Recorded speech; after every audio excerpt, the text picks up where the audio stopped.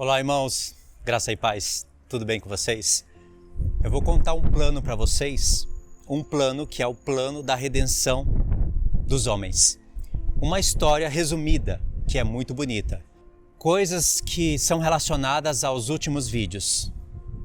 Episcopado, diaconato, o ministério da igreja, tudo aquilo que vocês têm acompanhado, para vocês entenderem a profundidade do tema, a altura, a largura e a profundidade. E também essa questão que agora está tendo no nosso meio e perturbando alguns irmãos, dizendo que se você não congregar, você não tem comunhão com os irmãos, então você não congrega, né? Aliás, tem que estar congregando para ter comunhão, e se você não tem comunhão, você está nas trevas.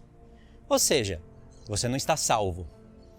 Esse vento que era já previsível, eu falei para muitos de vocês que era previsível, esse vento que vem perturbar a gente, ele tem que ser reconhecido e você tem que se desviar dele, porque isso vai trazer perturbação para a sua vida, com toda certeza. Congregar é bíblico, ter comunhão é bíblico, tudo isso é bíblico, mas tem outras partes da palavra de Deus que elas também são bíblicas e elas são negligenciadas descaradamente. Imagine agora, faz 10 anos que eu não congrego, mais ou menos. Aí imagine agora que eu encontro um lugar para eu congregar, sei lá, na minha casa, dá certo aqui de 20 pessoas. Aí de repente eu me relaciono com pastores, aí esse pastor bota a mão na minha cabeça e aí eu viro pastor, do nada, assim, solteiro ou casado. Aí de repente botaram na minha cabeça, não sei como, né? Tinha proteção da mensagem das duas casas, das 7 festas, de templo de Ezequiel, parece que uma mente treinada, mas abriu brecha e botaram na minha cabeça que eu tenho que ser pastor e eu tenho que congregar. Se eu não congregar, eu estou em trevas. Aí agora eu venho no YouTube e começo a falar para vocês, ler textos de comunhão e falar aqui, ó, tá escrito, se você não congregar, você não tem comunhão com ninguém, então você é mentiroso e está nas trevas. Olha só, irmãos, como eu estou golpeando a consciência de muitos. Só porque chegou o meu tempo e agora eu negligencio o passado e até o futuro. Só porque é o meu tempo. Agora eu sou o que sou o pastor. Agora se você não congregar, você está nas trevas. Se você não tem comunhão com ninguém, você é trevas, cara. Está escrito na Bíblia. Gente, isso é praticamente uma pancada na consciência das pessoas. Sabe por quê? Porque é fácil você estar num estado do Brasil, arrumar uma congregação e falar para outras pessoas de outros estados, você tem que congregar agora. Você não tem comunhão com ninguém, você está nas trevas. Fala logo que a pessoa não está salva. E às vezes, o vento de doutrina, quando vem na pessoa e captura a consciência dela e ela rejeita a boa consciência e começa a se tornar uma pessoa que fala de amor, que fala de um monte de coisa, mas é um amor que não vem de um coração puro, é uma fé hipócrita, ela vai chegar até o ponto de falar, sim, não vai ser salva não tem comunhão, Jesus não morreu só por uma pessoa, Jesus morreu por todos. Bom, é muito fácil falar isso. Agora, como é que eu vou resolver isso na sua vida? Você está aí, você passou por várias igrejas, você viu que as igrejas elas decidem negligenciar a palavra de Deus. É algo consciente. A consciência de tais homens estão tomadas pelas suas próprias concupiscências. E elas começam a ter desejos de cobiças. Elas olham para pessoas como dízimo, fazem mercadoria com a igreja. Não ensina a palavra de Deus lá, não tem bom depósito. Aí Deus te abriu a mente. E você agora não vai congregar, você não vai compactuar com isso. A palavra de Deus fala de comunhão, mas fala de comunhão com a luz, não com as trevas. Então você está passando por um tempo onde você não consegue se acertar. Você precisa conhecer mais da verdade, você precisa se conhecer melhor, você precisa de entender o seu tempo. Aí, ao invés de vir pessoas para te ajudar, não. Elas metem um porrete na sua cabeça e fala que se você não congregar, você está nas trevas. Mas sabe o que é isso de verdade? que vocês estão vendo?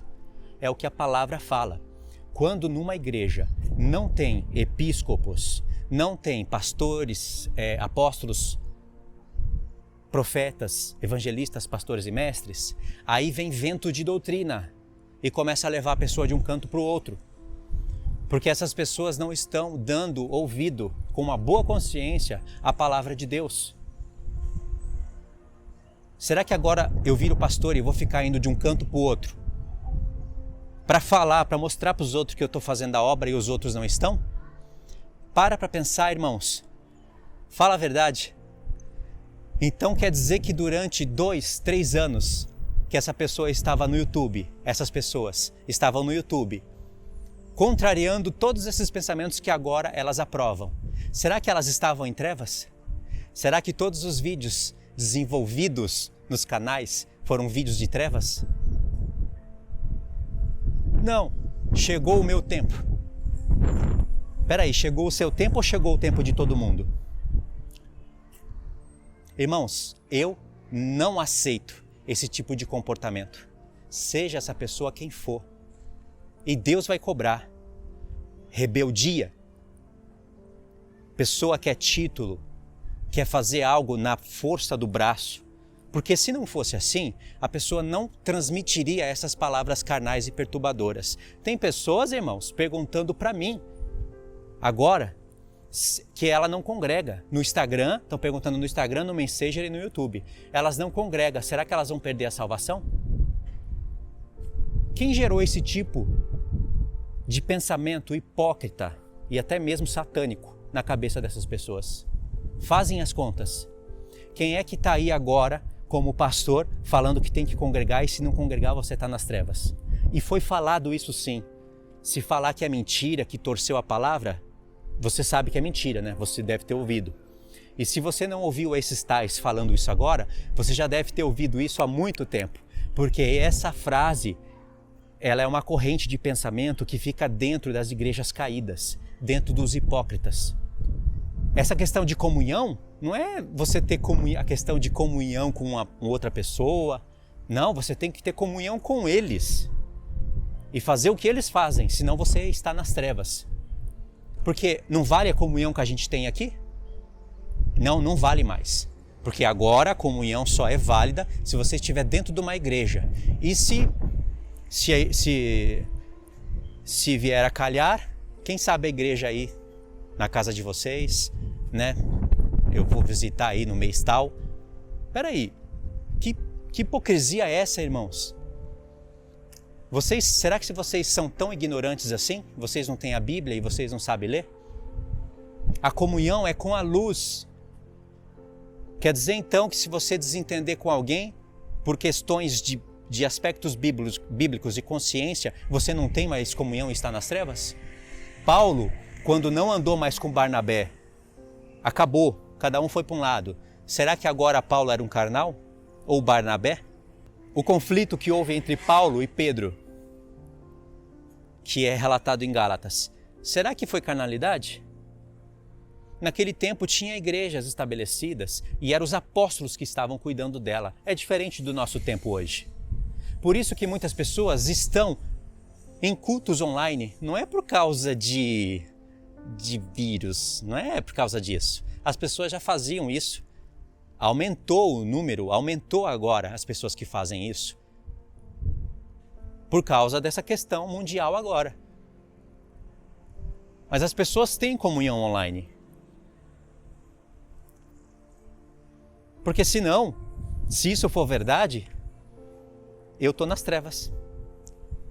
De onde está vindo todos esses pensamentos bíblicos que os irmãos reconhecem, que são bons depósitos do Senhor, que edifica a vida, que ilumina, que te leva mais para dentro da Escritura e que até ensina tais pessoas que aprenderam muito aqui?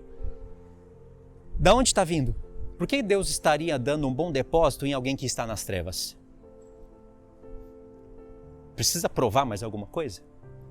Agora, essas pessoas pintam um quadro seu para manchar, sabe, o seu trabalho, coisa que elas vão ter que dar conta disso, mas elas querem pintar um quadro seu porque você não concorda com elas, querendo dizer que você não ama ninguém, que você não quer estar com ninguém, que a sua alegria é a solidão.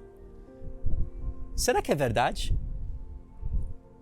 Será que elas estão à noite lá comigo enquanto eu choro? Por me sentir sozinho? E esse tempo que eu passei sozinho e que muitas vezes eu chorei por estar sozinho, será que sempre houve oportunidade para eu estar junto e eu não quis porque eu sou uma pessoa confusa, assim que preciso de um tratamento psicólogo? Eu estou falando de mim, mas bota a conta com você também. Quantas vezes você não chorou por estar sozinho? É impossível, irmãos, que isso seja verdade. É impossível que a pessoa tenha prazer em ficar sozinho e não quer ter comunhão com os irmãos porque ela quer estar nas trevas, mas ela quer estar nas trevas ensinando a palavra. Você vê que a conta não fecha, tem algo errado nisso. Em nenhum vídeo do meu canal, desde quando eu ainda não tinha tanta experiência assim com falsos irmãos, com pessoas que eram verdadeiras, mas estão se entregando a fábulas por rejeitarem a boa consciência. Porque isso é uma fábula, irmãos. Falar para você que se você não congregar, você não tem comunhão e está em trevas, é fábula. Isso traz perturbação, não traz luz. Como é que eu vou resolver o caso das pessoas só porque chegou o meu tempo?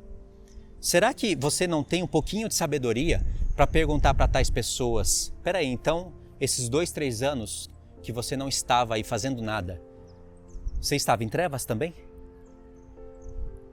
Você não tinha comunhão na igreja, você estava em trevas. Será? A gente tem que usar um pouquinho a nossa cabeça e fazer perguntas inteligentes. Porque quando pessoas rejeitam a boa consciência e se entregam a fábulas, elas vão perturbar outras pessoas. Isso é perturbador. Dando falso testemunho. Eu já vi pessoas que nos comentários estavam falando que me ama, mas a postagem que a pessoa faz na sua comunidade estava me comparando com um cão, com um lobo que estava pulando de um precipício para tentar pegar a águia. E aí o cão pulando de um precipício para tentar pegar a águia, ele vai cair e se esborrachar. No caso, a águia é o pastor e o cão sou eu. Deus é testemunha e sabe que eu não minto. Na mesma semana, essa pessoa, depois dessa postagem, estava falando nos comentários que me ama. Esse tipo de amor eu não preciso. Eu quero um amor verdadeiro. Eu não preciso desse tipo de comunhão. Eu prefiro ter comunhão com a luz na palavra. E se Deus me trouxer alguns irmãos, bem, muito bem. Se Ele não me trouxer, amém. Porque também o fato de eu estar um tempo sozinho, e esse tempo é longo, isso me traz foco. A prova de que o Senhor aprova essas coisas que eu estou fazendo e essas decisões que eu tomo, é que eu não me contaminei com mulheres. Eu não abandonei a fé. Pelo contrário, eu cresci na fé. Então esse é o plano que o Senhor criou. Está na palavra para provar os nossos corações. Foi só eu começar a mexer com o episcopado, mostrando as coisas da palavra, mostrando as coisas literais que deveriam acontecer nos templos, aonde a casa de Deus se reúne, para acontecer esses levantes. Vocês perceberam? Então eu vou contar para vocês 2 sonhos que eu tive no Japão. Nunca falei para ninguém. Esses sonhos, infelizmente, talvez eu não tenha imagem para ilustrar eles. Se eu encontrar imagens, eu coloco para vocês aí, para vocês entenderem. O sonho, ele foi muito real e foi um sonho dado um pouco antes de eu vir para o Brasil. Só que eu não sabia que eu iria vir. Nem sonhava com isso. Mas esse sonho foi muito real, muito profundo e me impactou. E eu contei sim para algumas pessoas lá no Japão. Não sei se elas lembram, mas esse sonho nunca passou, nunca foi esquecido na minha cabeça. E esse sonho remonta hoje uma verdade na minha vida, remonta uma realidade, e não só na minha vida, uma realidade na vida de muitos. O primeiro sonho foi assim. Eu sonhava, e o sonho foi assim, começou dessa maneira e vai acabar mais ou menos assim. Eu sonhava, de repente eu estava com as mãos estendidas. Assim mesmo, era a mão direita. Eu estava com a mão estendida e eu me via por 2 ângulos. De repente, eu me via de frente, sabe? Assim, as minhas mãos estendidas. E na frente, bem longe de mim, tinha um grande monte. E nesse monte tinha homens de pedras. Na verdade, tinha 5 montes. Os 5 montes eram grandes. E nesses montes tinham homens enormes de pedra. E quando eu estendia a minha mão, cada monte se encaixava numa parte da mão. Eu talvez realmente não tenha imagens para ilustrar isso. E eu estendia a mão contra os montes. E aí, de repente, eu me via com a mão estendida, só que agora eu me via de frente, para eu poder ver o meu rosto no sonho. É como se eu estivesse me observando. E eu olhava o meu rosto, eu estava profetizando. Eu sabia que eu estava profetizando com as mãos estendidas, mas eu não sabia o que eu falava. Só que aí um vento forte batia contra mim e eu balançava. O meu cabelo balançava e eu balançava. E aí as lágrimas começavam a escorrer. Só que eu continuava com as mãos estendidas contra os montes e contra os homens de pedra. E enquanto eu profetizava, ainda chorando, os montes se desfaziam em pó. Eu vi 3 montes cair, mas 2 ficaram de pé ainda. E aí acabou o sonho. O segundo sonho, ele é um sonho onde eu estava voando. Aliás, eu sonhava muito que estava voando, né? De uns tempos para cá, esses sonhos cessaram. Eu sonhava muito que estava voando e em um desses sonhos, a imagem desse sonho era meio acinzentada, era escura. E aí, de repente, aparecia no sonho, no céu, um homem de capa preta. E ele era um arqueiro. E ele disparava flechas contra mim.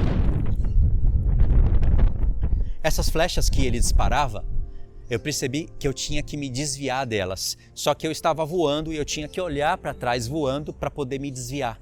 A flecha era muito bem atirada. E aí então, eu olhava para baixo e via um templo. Ele não tinha... É tipo uma casa que não foi terminada. Tinha muitas janelas, buraco naqueles buracos. Era todo de cimento e tijolo. Não estava terminado. Não tinha teto e não tinha portas e nem janela. Só tinha os buracos. E tinha várias divisões lá dentro. E aí eu pensei comigo, lá dentro eu consigo me esconder e me proteger. E eu entrei dentro desse lugar. Quando eu entrei dentro desse lugar, uma flecha quase acertou a minha cabeça. Sabe por quê? Porque agora eu estava ali dentro e eu não via mais as flechas, mas esse homem do lado de fora, com capa preta e arco, ele atirava as flechas e as flechas faziam curvas. E aí eu lembro que eu estava escondido numa parede, voando de pé. Eu estava assim na parede escondido e eu via as flechas fazendo curva. E era mais difícil de me desviar delas. E eu me desviei e uma flecha pegou aqui do lado. E aí eu pensei, eu tenho que sair daqui porque eu não estou vendo de onde estão vindo as flechas. E aí quando eu saí voando e ele ainda continuou me perseguindo. Aí eu percebi que eu tinha que pousar. Quando eu pousei, ele continuou disparando flecha, mas agora eu não fugia mais. Eu ficava de frente, porque eu ficando de frente eu via as flechas vindo e eu conseguia me desviar. E aí acabou o sonho. O primeiro sonho, irmãos, esses montes significam montanhas, são tipo reinos. O que eu entendo que Deus quis me mostrar nesses sonhos são doutrinas, aonde homens de pedra governam. E é preciso eu estender as mãos e profetizar contra. Quando eu falo eu estender as mãos, era porque eu estava no sonho. Mas esse eu pode representar qualquer pessoa que tenha o mesmo desejo. Por isso, esse desejo meu de ver essas doutrinas caírem, de ver as pessoas sendo desatadas dessas prisões do diabo. Porque, irmãos, eu sei mais ou menos o nome de cada monte. O adventismo é um desses montes. Eles aprisionam as pessoas em doutrinas de homens que bloqueiam a pessoa para qualquer verdade que restaura as coisas. Qualquer uma delas. Todas estão bloqueadas por um desses montes. O segundo monte é o calvinismo, de fato. Esse é pior. Mas cada um ataca por um lado. todos vão falar de Jesus, todos vão falar da salvação, todos vão falar de vida eterna e justificação, mas eles vão torcer as pessoas. Veja que são homens duros como pedra e são gigantes. Não são gigantes? Se você aceitar tudo o que acontece hoje, você está dormindo. Não tem como uma pessoa aceitar, e não tem como uma pessoa acordada, com a mente sadia, que dá ouvidos à sã doutrina, que quer aprender, que quer ensinar a palavra de Deus, manifestar as grandes obras das mãos do Senhor e aceitar essas coisas pela comunhão. Você vai ver muitas pessoas falando loucuras para você, usando até Jesus para basear suas loucuras, de que você se tornou um extremista. Jesus andava com publicanos e pecadores. Você tem que ter comunhão sim com as pessoas, tem que andar com qualquer pessoa, tem que saber amar todos, misturando tudo, como se o que Jesus fez ali em um determinado ponto, para contar histórias para a gente, assim, anulasse tudo o que Paulo escreveu. Porque o que Paulo escreveu é muito claro. Pessoas vão ter coceiras nos seus ouvidos, não vão querer ouvir a sã doutrina, vão se entregar a fábulas. Calvinismo é uma fábula, adventismo é uma fábula, pré-tribulacionismo é uma fábula e tem os seus danos, que todos os seus danos agora, que vocês seguem os estudos, vocês já puderam entender que são danos agendados para tempos determinados. Tem os primeiros danos e os últimos danos. Eu já contei para vocês os danos. Eu não posso parar aqui agora para recapitular, mas a linha pré-tribulacionista ela está agendada para mandar muitas pessoas no tempo certo para o lago de fogo, para a apostasia. E hoje ela não manda, porque não é tempo de grande tribulação, mas hoje ela bloqueia as pessoas. Ela te dá um sonífero e você dorme sem azeite. Isso é o que a linha pré faz. Pelo menos 3 desses montes eu reconheço: de adventismo, calvinismo, pré-tribulacionismo. O outro monte eu entendo que é o judaísmo messiânico. Também é uma praga no nosso meio. Se vocês olharem o que o judaísmo faz com as cartas de Paulo, para eles pregarem o suposto Messias de Israel, muitos estão falando que Jesus é o Messias, mas o que eles falam e como eles falam, torcendo as coisas bíblicas para introduzir Talmud, para introduzir a sua própria mentalidade e cultura judaica, anula as coisas que estão escritas e fica fácil do diabo te trazer para a apostasia. Ele não vai te trazer de uma hora para outra. Nós temos vários exemplos no nosso meio em que judeus que iam nos programas falar das festas, falar de Yeshua, falar da salvação, hoje estão no YouTube com seus canais negando Jesus.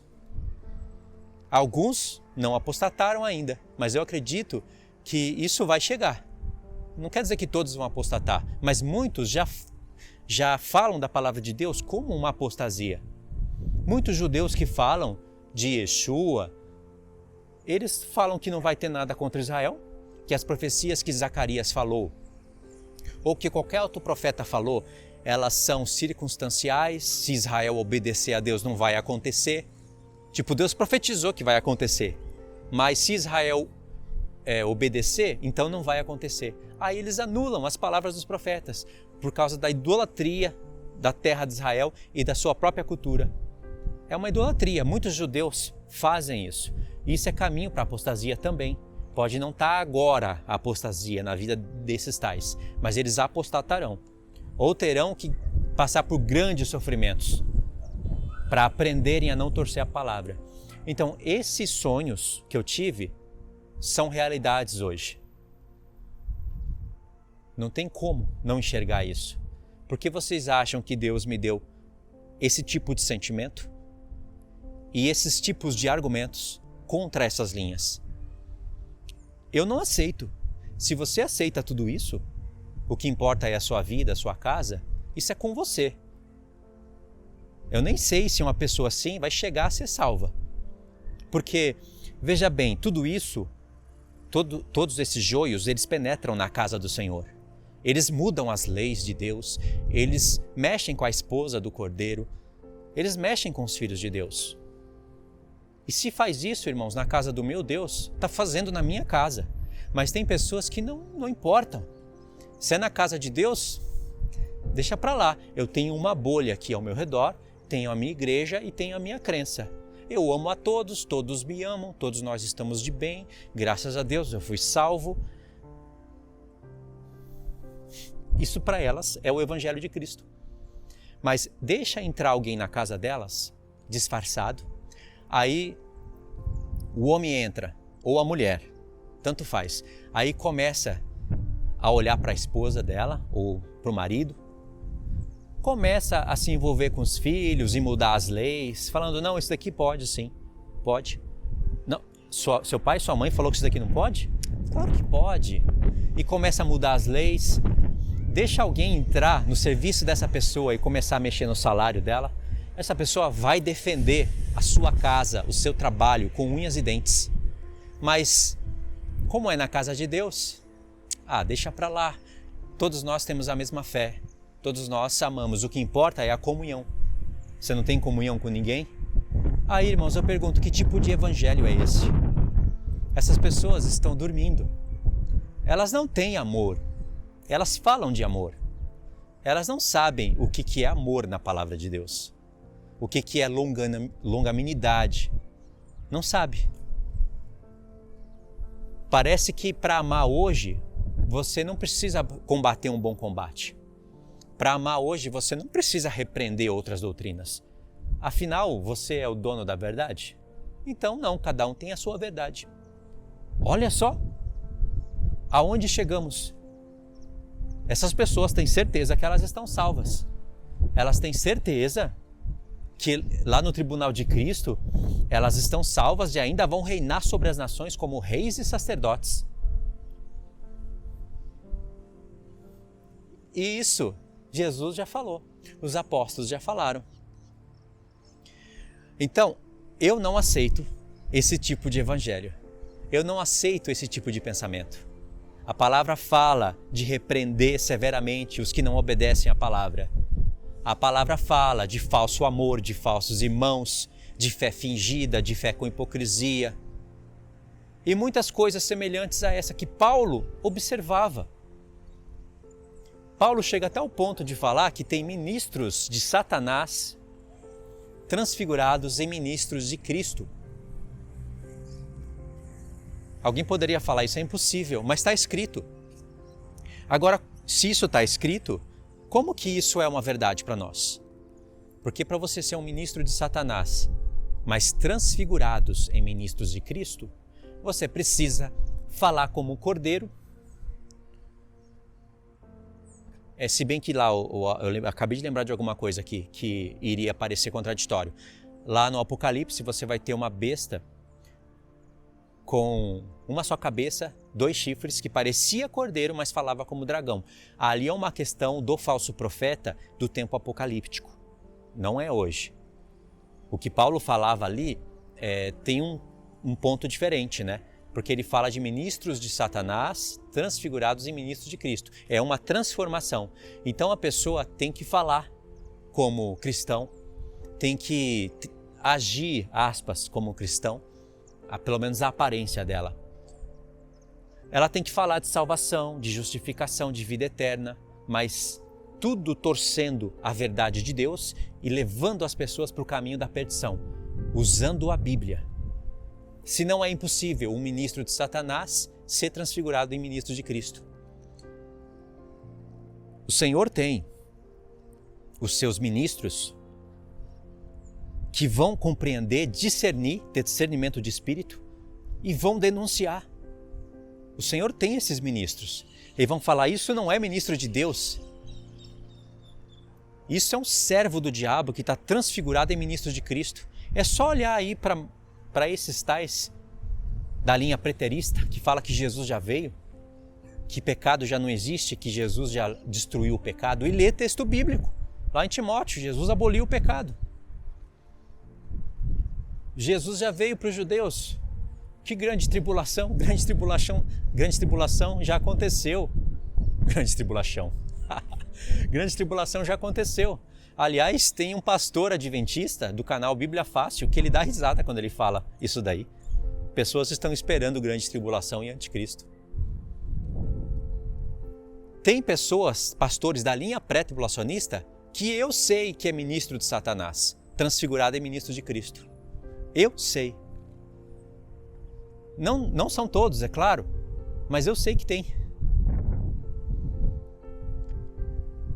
Satanás tem os seus ministros e muitos deles não são transfigurados em ministros de Cristo. São ministros mesmos das trevas, que negam o Evangelho. Aí Satanás tem vários, irmãos, muitos planos que Satanás agendou. O islamismo é um ponto, o catolicismo romano é outro. Você vê que não é transfigurado em ministros de Cristo. Aquilo ali é ministro de Satanás mesmo, catolicismo romano. Aquele adorador mesmo, explícito de Maria. Satanás, ele tem vários esquemas. Ele tem o ateísmo para enganar certos grupos de pessoas. Ele tem o catolicismo para pegar outros. O que o ateísmo não pega, o catolicismo romano pega. O que o catolicismo romano não pegar, o islamismo pega. O que o islamismo não pegar, e ele pega grande parte da humanidade, outras religiões pegam. Satanás conseguiu autoridade para se infiltrar até no meio das igrejas evangélicas. Aonde tem idolatria, não é só no meio da igreja católica. Idolatria tem na igreja evangélica também. Ele é muito astuto. E as pessoas pensam que ele está de brincadeira. Irmãos, eu já fui em várias igrejas no Japão, aonde os grupos de louvor, e são grupos assim reconhecidos, hoje eu não sei mais o que é deles, mas na época eram grupos reconhecidos, que faziam músicas para o povo pular no toque, no ritmo da bateria, pular na cabeça de Satanás. O André Valadão já fez isso. Ele fez multidões ficar dando pulo na cabeça do diabo. Olha quem é André Valadão hoje. Um caído na fé. Não estou falando que ele parou de falar de Jesus, mas é um apóstata. Aquele homem é frio, gelado, congelado na fé. Não é o mesmo homem que um dia ministrou coisas da minha vida. Caído. Dá até vergonha ver um cara daquele no Instagram, lendo aquelas perguntas idiotas com as suas respostas tontas. E o que falar da irmã dele? Aquela ali qualquer um vê que está possuída pelo diabo. Você acha que são pessoas que estão salvas? Não estão. Se eles não se arrependerem, eles perdem a salvação. No estado que eu vejo que eles estão agora, não tem salvação para eles. Fica pulando no púlpito com roupa de Chapolin. Bom, poderia não ser o uniforme do Chapolin, mas ele e o Thales Roberto, e se colocaram com uma roupa apertada, vermelha, e ficaram gritando igual demônios. Igual demônios mesmo. Assim, Satanás entrou no meio de todo mundo. É só a pessoa dar lugar. Alguns dali da igreja, do Ministério Lagoinha, que um dia foi um grande ministério no Brasil, alguns escaparam das garras de Satanás. Eu tenho a sensação que a Nívia Soares escapou. Eu tenho a sensação. Eu não acompanho ela direto, mas parece que ela não entrou nesse universo evangélico caído. Alguns escaparam, mas eles não escaparam. É aquela questão, a vida boa, recebendo dízimo de todo mundo, salário altíssimo. Nossa, viagens, aquela vida regalada e não conhecer os desígnios do Senhor. Então, o Senhor, Ele quer que a gente analise isso e julgue, sim. Isso que eu estou fazendo é um julgamento. Uma análise é um julgamento. O que a palavra reprova é se você julgar algo que você pratica. Porque aí você está sendo um hipócrita. Mas se você não julgar, você está... É como se você estivesse aceitando essas coisas. Por que você não vai julgar? Só para não ser julgado? É isso que Jesus falou? Não julgueis para que não sejais julgados. Muitas pessoas usam essa frase de maneira totalmente incorreta, incompleta. É mais ou menos assim, eu estou vendo o pecado ali, só que eu não vou julgar. Porque se eu julgar, eu vou ser julgado. Então eu faço vista grossa, não estou vendo nada, mas também o Senhor vai me livrar, porque eu não julguei. É assim que essas pessoas usam a frase. Jesus não está falando isso.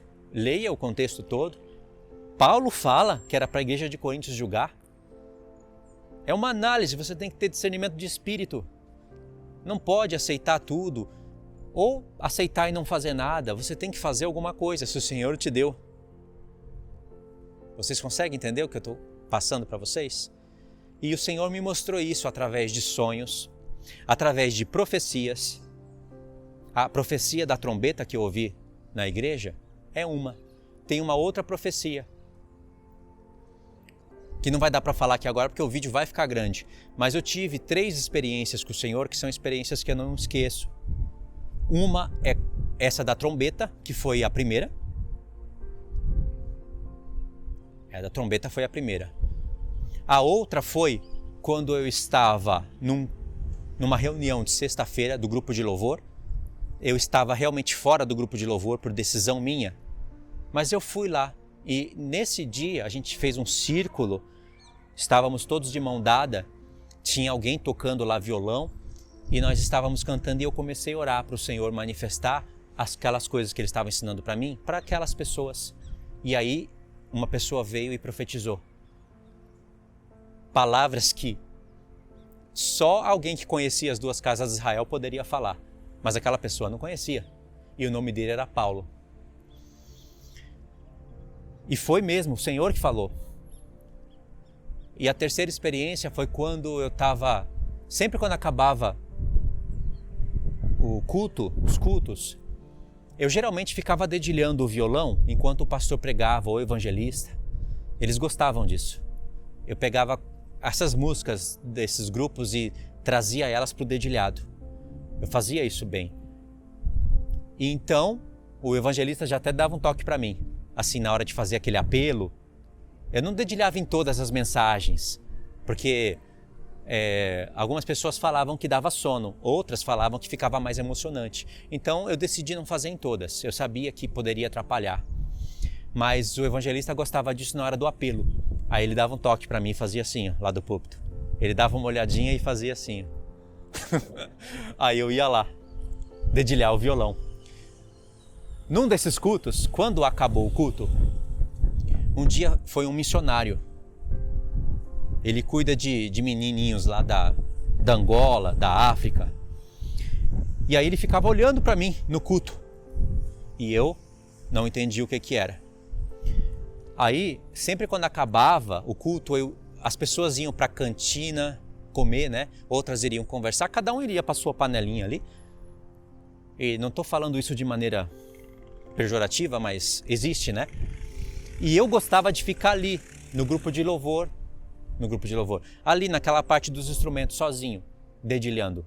É um momento assim que eu ficava ali, não queria ficar conversando com muita gente. Até dentro da igreja eu era sozinho nessa parte. Aí uma mão me tocou e aí era esse missionário. Aí ele falou assim, enquanto eu estava pregando, eu vi um anjo atrás de você, um anjo enorme. E ele falou assim, esse daqui é meu. E ele vai ser uma bomba contra o reino das trevas. E eu tocando violãozinho. Eu não era muito assim de estudar a palavra. Gostava de ler. Era a época que eu usava aquelas borrachinhas no ouvido, que eu falei para vocês no vídeo anterior. Não queria ficar ouvindo a pregação. É claro que nesse dia do missionário eu não coloquei as borrachinhas, né? Mas aí ele falou, tinha um anjo atrás de você, grande, falou, esse daqui é meu, e ele vai ser uma bomba contra o reino das trevas. Eu estou falando o que eu ouvi. E aí que vem a confirmação. Ele falou assim, e Deus vai te usar não é com isso não, é na palavra. Irmãos, como que isso não vai ser algo falado pelo Senhor? Eu larguei o violão, larguei a música para me dedicar à palavra e tinha até esquecido disso. Vocês entendem? Vocês conseguem somar essas experiências que o Senhor deu na minha vida? A visão da trombeta, na trombeta eu não vi nada, mas eu ouvi. E esses outros testemunhos que eu falei para vocês foram coisas que aconteceram na minha vida, são coisas particulares. Eu estou contando para vocês, que eu vejo que chega o tempo que você pode falar, tem mais maturidade para falar e não passar ali aquela mania de grandeza, ou para achar você se engrandecer sobre os outros, saber passar a mensagem e saber se desviar, sabe, desses tipos de comentário que pode vir a acontecer. Pessoas a falar que você está se engrandecendo. Não, são realidades na minha vida. Deus sabe que isso daqui que eu estou falando é verdade. E eu nunca falei mesmo para evitar isso. Mas tem um momento certo para a gente falar as coisas, né? Esse é um dos momentos. Eu nunca compartilhei todas essas coisas com ninguém. E mesmo assim eu não compartilhei outros detalhes. Vocês compreendem, irmãos? Então, para finalizar, não deixa ninguém te enganar com fábulas de que se você não congregar agora, chegou o momento, chegou a hora. Se você não congregar, você está nas trevas. Ou seja, só ficou covarde, né? Não chegou a falar que você não vai ser salvo, mas deixou essa nuvem tenebrosa na sua cabeça. Não fica atormentado com isso. A palavra fala de ter comunhão com a luz, não com as trevas. Você não vai procurar um lugar para congregar e aquele lugar é trevas para você estar ali tomando Santa Ceia. Com o quê? Você não concorda com nada. Agora, se você está num lugar já, ou se você encontrar um lugar e ali te fizer bem, se a sua consciência não te condenar e for bênção ali para sua família, aí tudo bem, faça. Mas com certeza, uma hora ou outra, o Senhor vai mostrar coisas para você, principalmente se você buscar o conhecimento. E aí você vai ter que lidar com essa situação. Falar para o pastor, falar para alguém. Irmão, são experiências que todos nós temos que passar. E nós temos que saber respeitar o tempo de cada um e valorizar as coisas que o Senhor fez. Tem pessoas que perderam o bom senso, desvalorizam tudo o que aconteceu, desvalorizam os fatos e agora caiu num vento, está deixando o vento levar e querem que outras pessoas entrem nesse vento. Eu não aceito isso, porque eu tenho uma consciência também. Eu sei o que é ter comunhão, eu tenho uma boa consciência. Nada a consciência me acusa. Deus sabe que eu tenho vontade de estar com pessoas. Tive más experiências aqui, péssimas experiências, que poderiam até ter tirado a minha experiência de estar com pessoas, porque antes sozinho do que mal acompanhado. Mas eu ainda tenho desejo. Entendeu? Eu estou passando essa mensagem para vocês entenderem os propósitos do Senhor. Isso são coisas que vêm para provar a nossa vida. Nossa vida são feitas de temporadas. Essa é a minha temporada, tá bom? Você tem a sua. Então é isso. Vamos lá, deixa os comentários, quero ver o que vocês entenderam. Essa mensagem eu acredito que traz paz para o coração e não é uma falsa paz, ela traz paz com conhecimento. Se bem que eu não levei aqui o assunto para coisas proféticas, né? Textos bíblicos assim, mas a gente faz isso em outras oportunidades, tá bom? É isso então, irmãos. Um abraço a todos, fiquem todos na paz.